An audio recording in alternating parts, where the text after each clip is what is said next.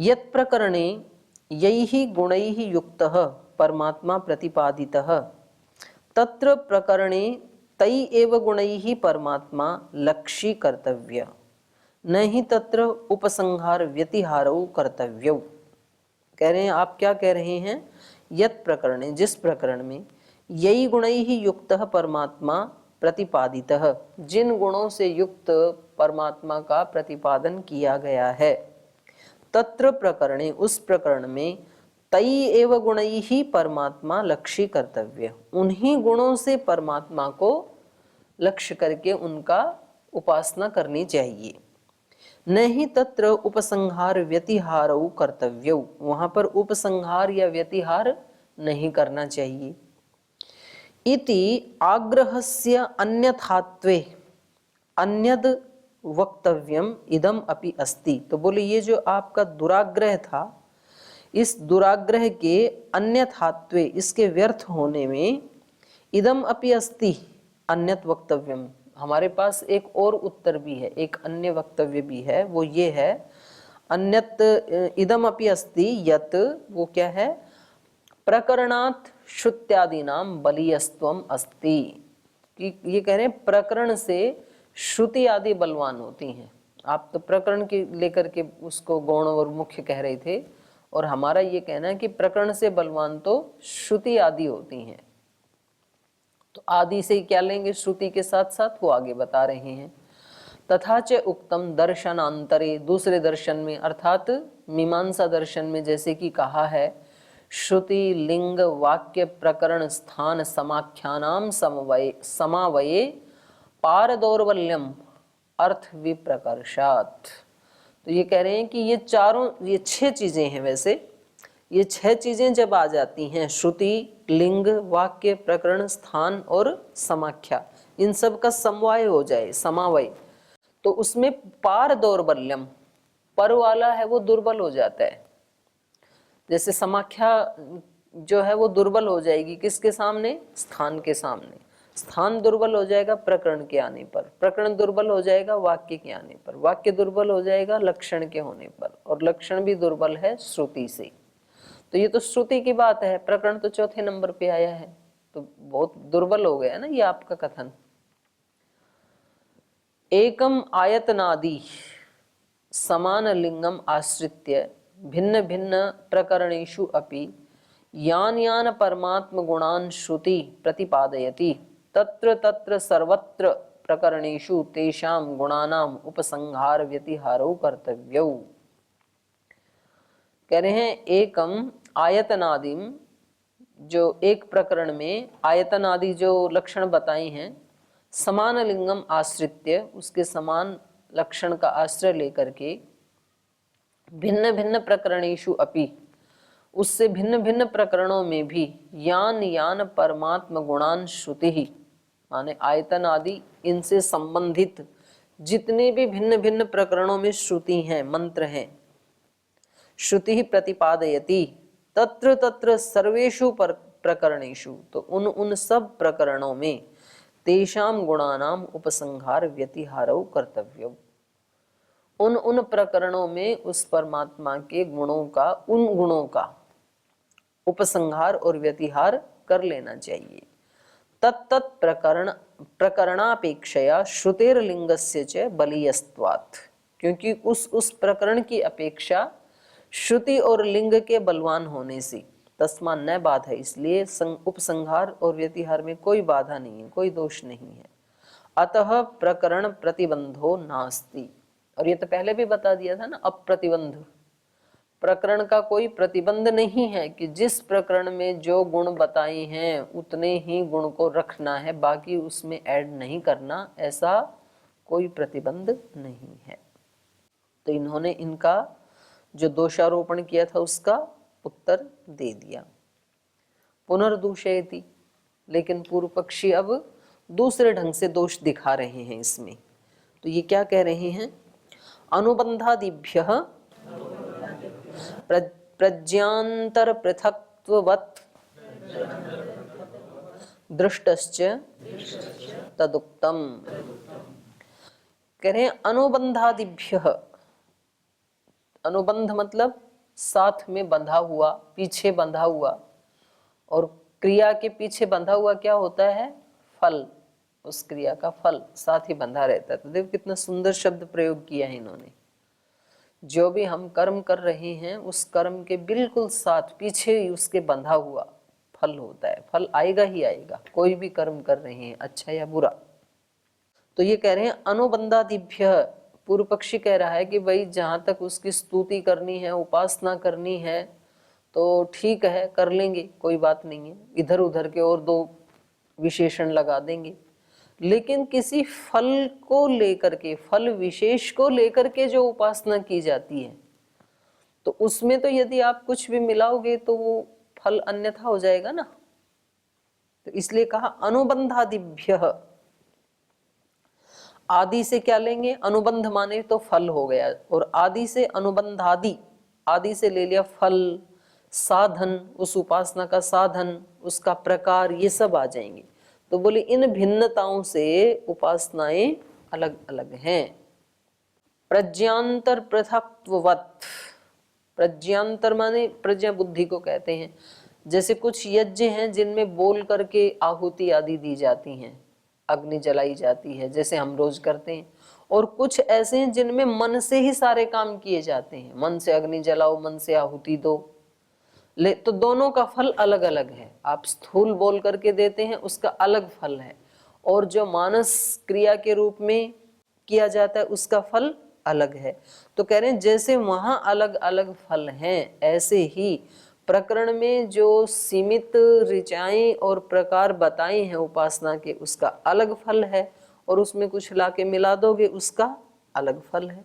दृष्टश्च तदुक्तम।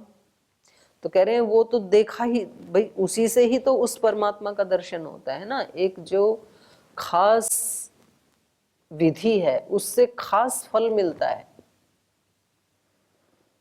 अब मान लो मेरे को तो चाहिए कि वर्षेष्टि, वर्षा चाहिए मुझे, तो उसकी खास ऋचाएं हैं, खास सामग्री है, खास अवधि है, और उसकी जगह आपने लाके पुत्रेष्टि और मिक्सअप कर दी, तो फल में दिक्कत आएगी ना, फिर सामग्री में भी दिक्कत आएगी, प्रकार में भी दिक्कत आएगी।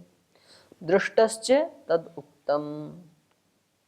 तो ये हमने पहले भी आपको बताया था ये दोष, लेकिन आप हमारे दोष को सुन नहीं रहे हैं। प्रज्ञांतर पृथक्त्ववत् अनुबंधादिभ्य दृष्टः तत् उक्तम परमात्मनः या ही भिन्न भिन्न प्रकरणगता खलु उपासनाः सन्ति। परमात्मा की भिन्न भिन्न प्रकरणों में जो उपासना कही गई हैं, ताहा प्रज्ञांतर पृथक्त्ववत् भिन्ना भिन्ना मंतव्या, वो जो मानसिक यज्ञ करते हैं उसके समान भिन्न भिन्न माननी चाहिए। अब इसको खोल के बता रहे हैं। संति ही प्रज्ञांतराणि पृथक पृथक, जो मानसिक उपासनाएं होती हैं, पूजा पद्धति होती हैं, वो अलग अलग हैं। तद यथा, जैसे ये उदाहरण दे रहे हैं शतपथ ब्राह्मण का। ते मनसा एव अधीयन्ते मनसा चीयन्ते मनसा एषु ग्रहा अगृह्यन्ते मनसा अस्तुवत मनसा असंशन यत्किंच यज्ञे कर्म क्रियते यत्किंच यज्ञियं कर्म मनसा एव तेषु तन्मनोमयेषु मनश्चित्सु मनोमय क्रियत। तो ये कह रहे हैं ते उन लोगों ने मनसा एव आधीयन्ते, आधान करते हैं ना, अग्न्याधान। तो हम तो स्थूल अग्नि को जला के दिए से फिर आधान करते हैं, और ये उन्होंने क्या किया? मनसा एव आधीयन्ते, मन से ही आधान किया। मनसा चीयन्ते, और समिधाओं का चयन करते हैं फिर, तो वो भी मन से ही किया। मनसा एषु ग्रहाः अगृह्यन्ते, और मन से ही जो ग्रह पात्र हैं, ग्रह पात्र को कहते हैं जिनमें सोमरस रखा जाता है, तो उसमें पहले सोमरस भर के रखते हैं, फिर उससे आहुति देते हैं। तो मनसा एषु ग्रहाः अगृह्यन्ते, मन से ही पात्र बनाए, उनमें सोमरस भर दिया मन से ही। मनसा अस्तुवत, मन से ही स्तुति की फिर। और मनसा असंशन, वो संशन करना भी स्तुति ही होता है, मन से ही स्तुति की। यत्किंच यज्ञे कर्म क्रियते, जो कुछ भी यज्ञ में कर्म किए जाते हैं, यत्किंच यज्ञम कर्म, जो भी यज्ञ के कर्म हैं, मनसा एव, वो सब मन से ही किया उन्होंने।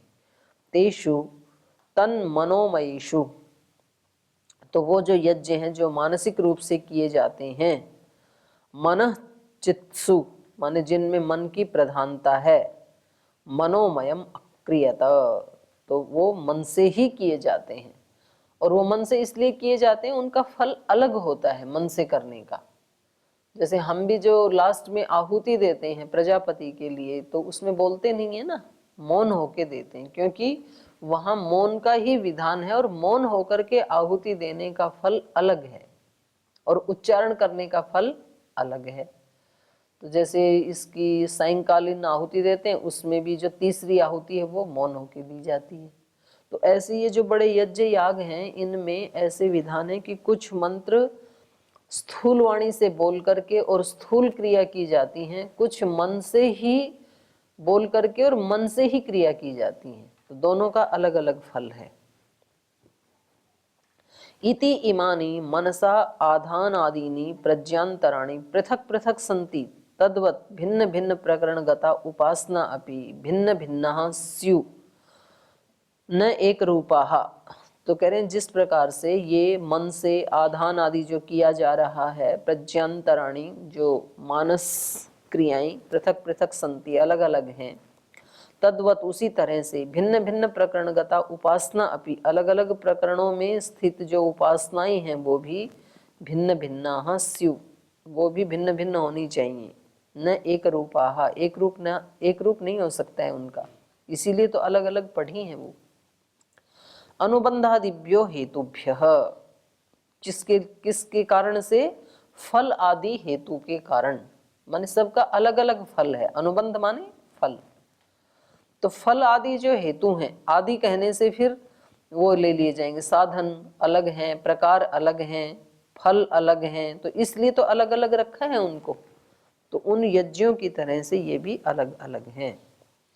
उसी को खोल रहे हैं, अनुबंधः फलम। अनुबंध का मतलब क्या है? फल।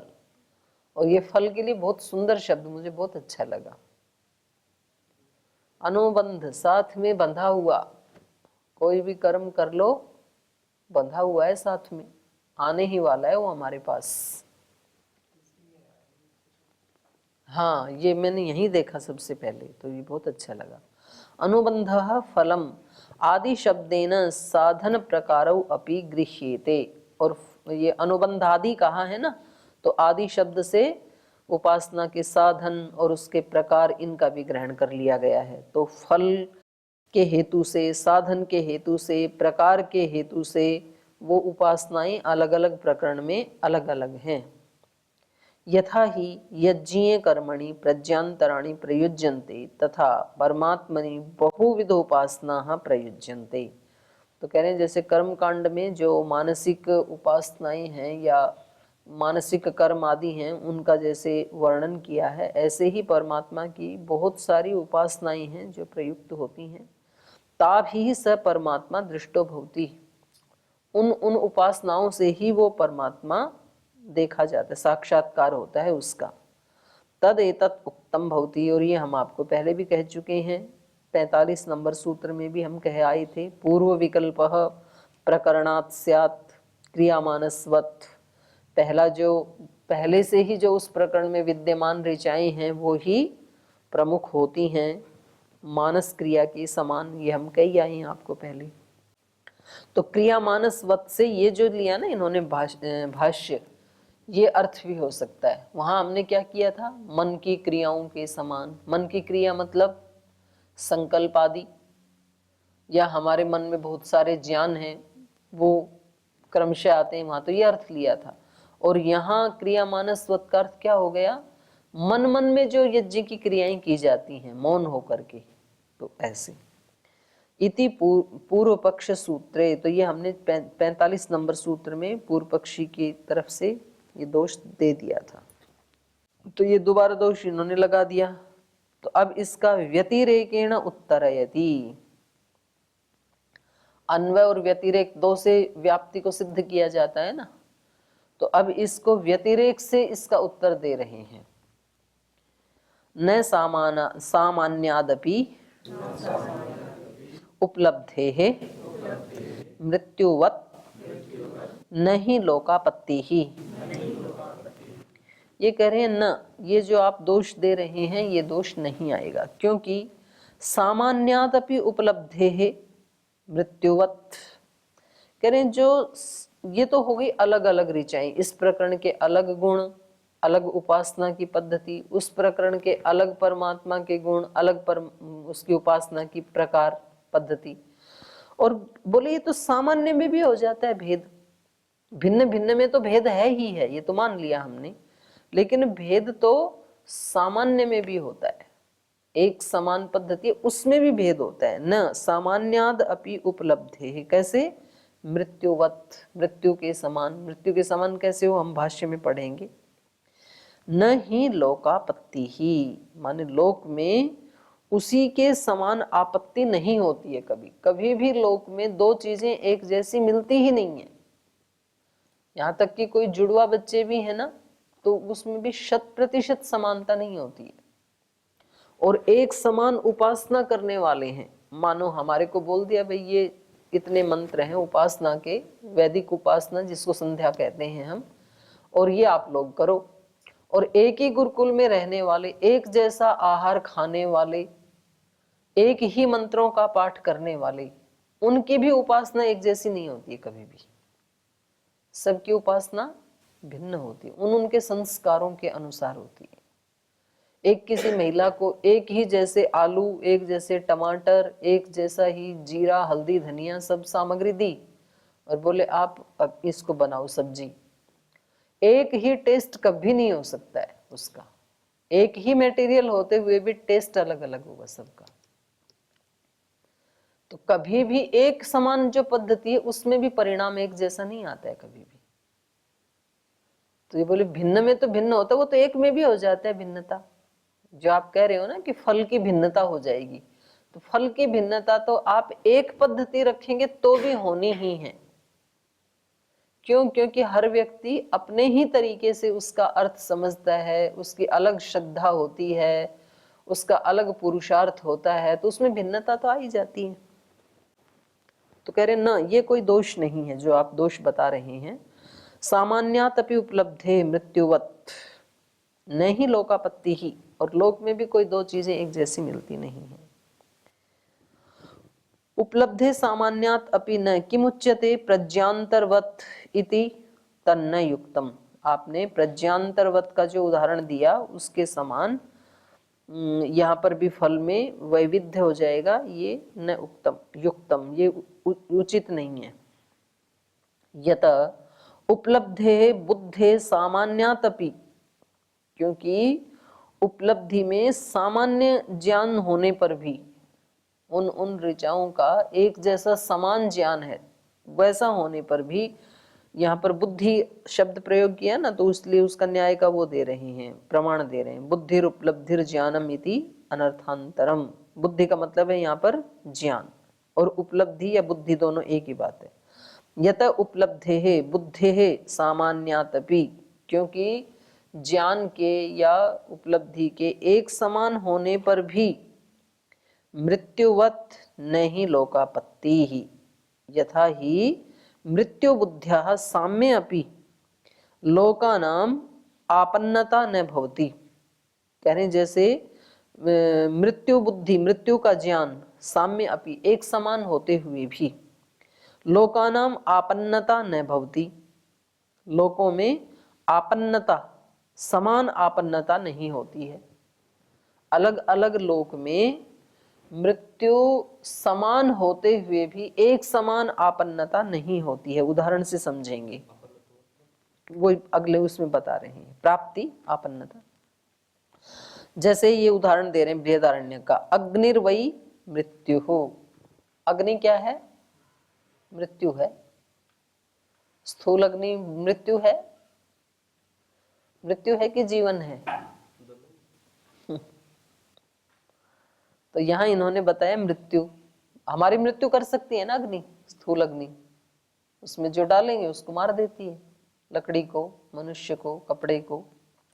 अग्निर्वई मृत्यु, जैसे आचार्य के लिए कहा जाता है ना, आचार्य मृत्यु, सोम औषधय पय, वो आगे आएंगे बाद में। सबसे पहला रूप आचार्य का है मृत्यु, मारता है वो। तो ऐसे ही अग्नि का पहला रूप क्या है? मृत्यु। स वा एष एव मृत्यु य एष एतस्मिन् मंडले पुरुषः। और आगे कह रहे हैं ये जो मृत्यु है, कौन? अग्नि। स वा एष एव मृत्यु, वह यही मृत्यु, एष एतस्मिन् मंडले पुरुषः, इस मंडल में ये जो पुरुष है ये वही मृत्यु है। कौन से मंडल में? सूर्य में। अग्नि और सूर्य का एक ही रूप है ना। तो कह रहे हैं जो ये इस मंडल में ये जो पुरुष है, अग्नि रूप पुरुष सूर्य मंडल में, ये भी मृत्यु है। तो दोनों मृत्यु हो गई ना। एक अग्नि मृत्यु है पृथ्वी लोक में, एक सूर्य भी मृत्यु है द्युलोक में। तो दोनों मृत्यु मृत्यु तो एक ही जैसी होनी चाहिए। सेवा एष एव मृत्यु यह एष एतस्मिन् मंडले पुरुषः अत्र अग्नि पुरुषयोः मृत्यु बुद्धि साम्ये अपि। अब अग्नि और सूर्य, ये जो सूर्य में रहने वाला जो पुरुष है, ये दोनों ही क्या है? मृत्यु। तो मृत्यु बुद्धि की, मृत्यु ज्ञान की साम्यता होने पर भी न लोकापन्नता, लोकों का विनाश नहीं हो सकता है। माने अग्नि जो है वो मृत्यु होते हुए भी सारे लोगों को मार सकती है क्या? अग्नि, अग्नि किस किस को मार सकती है? पृथ्वी लोक में रहती है तो पृथ्वी लोक को ही मार सकती है ना, मानो सब जलाई तो। और पृथ्वी लोक में भी सबको नहीं मार सकती है। मान लो कि अग्नि में सोना यदि डाला तो उसके दोष तो जला देगी, पर सोने को नहीं जला सकती है। सोना वैसा ही रहेगा। तो कुंदन बोलते हैं ना उसी को ही। हो सकता है ज्यादा ही जलाएं तो सोना पिघल जाएगा, तरल हो जाएगा। उससे भी ज्यादा करें तो वो वाष्प बन जाएगा, पर उसका नाश नहीं कर सकती, उसको मार नहीं सकती, मृत्यु नहीं है। तो मृत्यु इसमें भी है। और सूर्य कौन कौन से लोगों को मार सकता है? सूर्य तो तीनों को मार सकता है भाई, क्योंकि सूर्य से ही जीवन है सारी पृथ्वी पे। तो मृत्यु की साम्यता होते हुए भी, और दोनों ज्योति स्वरूप, अग्नि स्वरूप, तेजस स्वरूप होते हुए भी दोनों अलग अलग हैं। तो कह रहे हैं न लोकापन्नता, माने लोकापन्नता के दो अर्थ हैं, लोक का विनाश और लोक की सिद्धि। सूर्य लोक का विनाश भी कर सकता है और लोक की सिद्धि भी कर सकता है। जैसे रोजाना हमारे लिए एक नया दिन आता है, तो ये तो सूर्य की गति से ये आ रहा है ना रोजाना। तो रोज जो हमें एक नया दिन मिलता है जीने के लिए, तो ये हमारे लिए जीवन है कि मृत्यु है?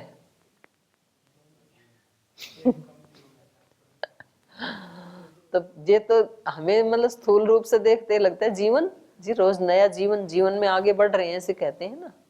लेकिन दूसरी दृष्टि से देखें तो मृत्यु की तरफ आगे बढ़ रहे हैं।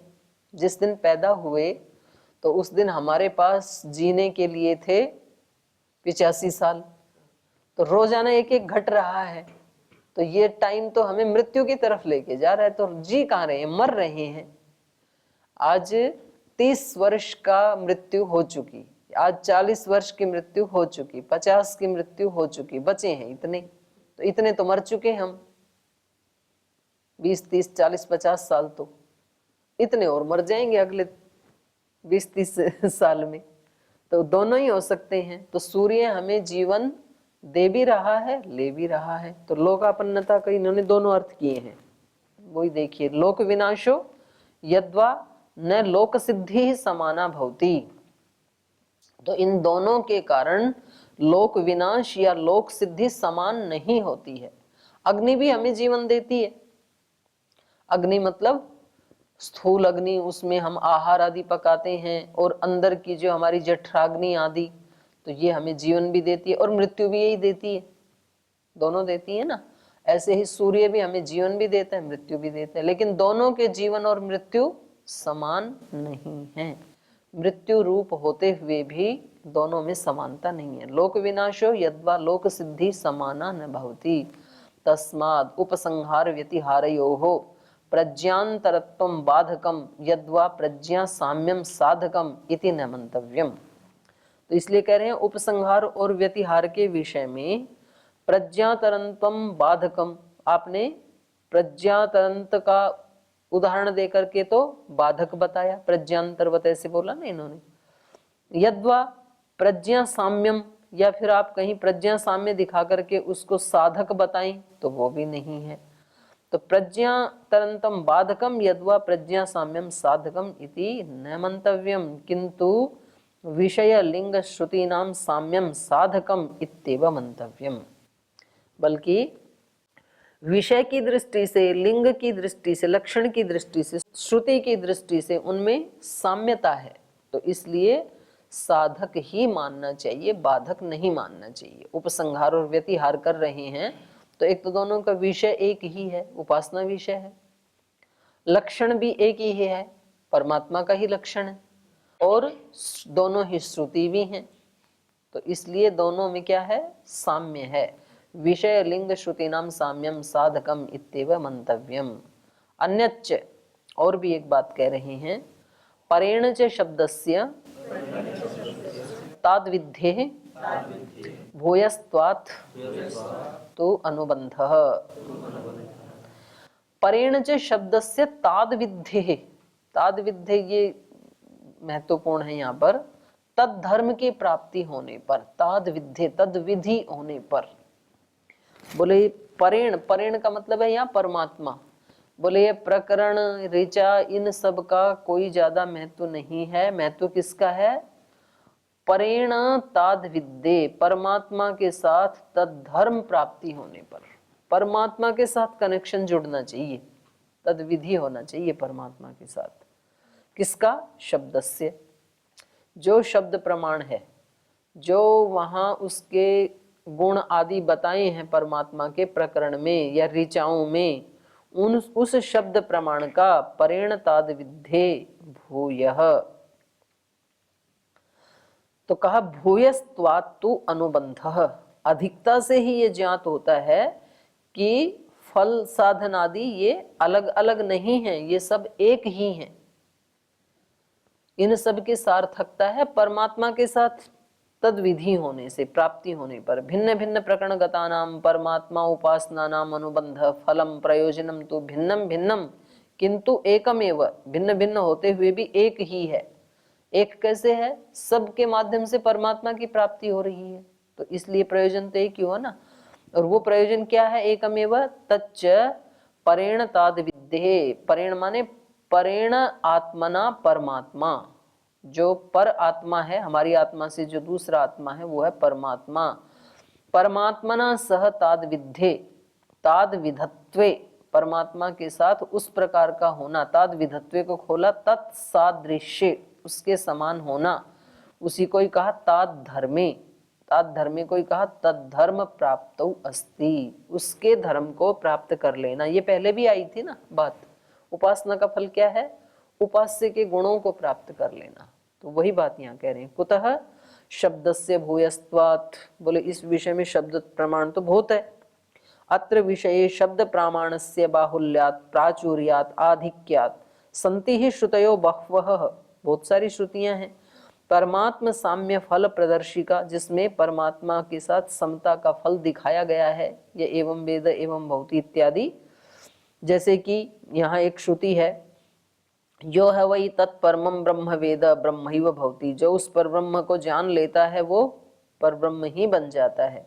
मुंडक उपनिषद में आया, यदा पश्य पश्यते रुक्म वर्णम कर्तारम ईशम पुरुषम ब्रह्म योनिम, जब यह पश्य, पश्य माने दृष्टा, उस रुक्म वर्ण कर्ता ईश पुरुष ब्रह्म को देख लेता है, तदा विद्वान पुण्य पापे विधूय निरंजनः परमं साम्यम उपैति, तब ये विद्वान पुण्य पाप को झाड़ करके निरंजन हो जाता है, निर्मल हो जाता है, निर्दोष हो जाता है, परमात्मा के गुण को प्राप्त कर लेता है। तो इस प्रकार से प्रकारांतरेण उपासना विषय आक्षेप न सम्यक अस्ति, ये इन्होंने उत्तर दे दिया। अभी आगे पुनः आक्षेप करेंगे, तो इसको हम कल पढ़ेंगे। आज ही विराम लेते हैं। ओम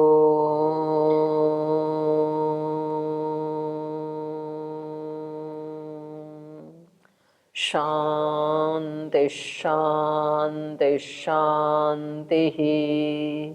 श्री गुरुभ्यो नमः।